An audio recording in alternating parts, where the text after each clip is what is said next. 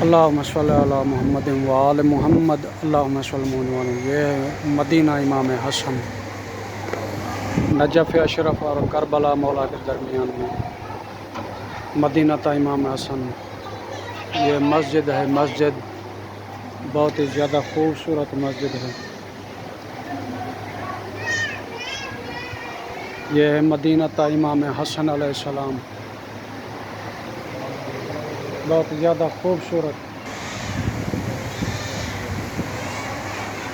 ज़बरदस्त जगह है। मुझे नहीं लगता कि इराक़ के शहर में इससे ज़्यादा कोई और जगह खूबसूरत होगी।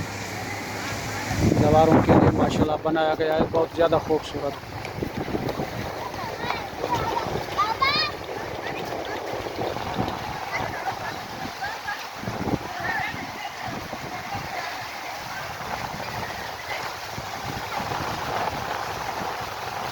इमाम हसन मुज्तबा अलैहिस्सलाम के नाम पर ये शहर बनाया गया है। बहुत ही खूबसूरत शहर है जो मशी के दरमियान में आता है।